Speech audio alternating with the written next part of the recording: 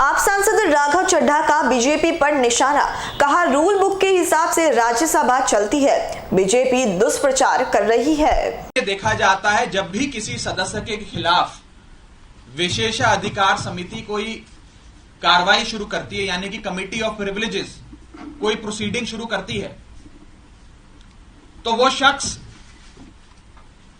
उस पर कोई सार्वजनिक बयान नहीं देता, कोई पब्लिक स्टेटमेंट नहीं देता है। लेकिन मेरे को मजबूरन आज भारतीय जनता पार्टी के झूठ का पर्दाफाश करने के लिए आपके सामने आना पड़ा, क्योंकि इतना दुष्प्रचार ये लोग कर रहे हैं। लेकिन मैं आज भी अपने बयान में ना कमिटी ऑफ प्रिविलेजेस के बारे में, ना ऑनरेबल चेयर के बारे में कोई भी बयान दूंगा। मैं सिर्फ रूल, पोजीशन और सच्चाई आपके सामने रखूंगा। पहली चीज तो यह है कि यह रूल बुक है जिसके हिसाब से राज्यसभा चलती है। यह रूल बुक, लाल किताब, इस पे लिखा है rules of procedure and conduct of business in the council of states.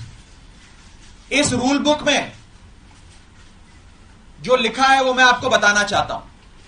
यह रूल बुक कहती है कि किसी भी समिति के, सिलेक्ट कमिटी के गठन के लिए आप नाम प्रस्तावित करते हैं, कोई भी सांसद नाम प्रस्तावित कर सकता है, और जिस मेंबर का नाम प्रपोज किया जाता है, प्रस्तावित किया जाता है, उस मेंबर का ना साइन चाहिए, ना उस मेंबर का सिग्नेचर चाहिए, ना उस मेंबर का रिटन कंसेंट चाहिए।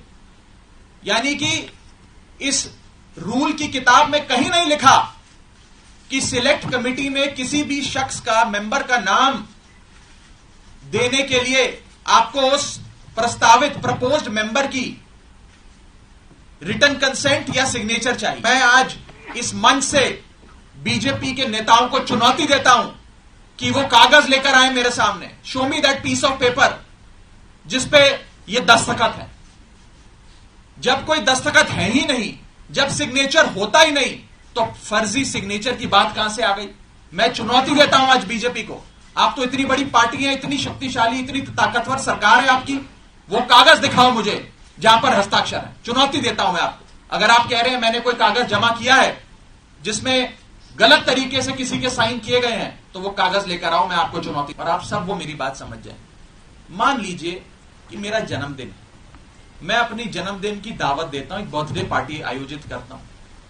अपनी बर्थडे पार्टी में मैं 10 लोगों को न्योता देता हूं आने के लिए। 10 में से 8 लोग मेरा न्योता स्वीकार लेते हैं, आ जाते हैं।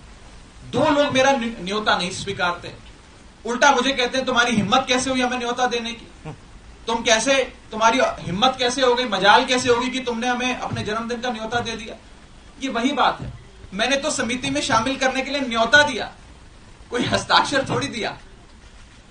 इनको दिक्कत यह नहीं है कि मैंने नाम प्रस्तावित करे, इनको प्रॉब्लम यह नहीं है कि मैंने किसी कमेटी के गठन के लिए कुछ एमपीज के नाम दे दिए।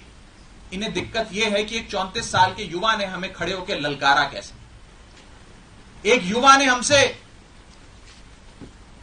मजबूती से सवाल कैसे पूछे, और कैसे इस सुपारी जितनी पार्टी, जैसा कि गृह मंत्री जी कहते हैं, इस सुपारी जितनी पार्टी के एक युवा सांसद ने दुनिया की सबसे बड़ी पार्टी के सबसे बड़े नेताओं से, देश के सबसे बड़े सदन में खड़े होकर सवाल कैसे पूछे।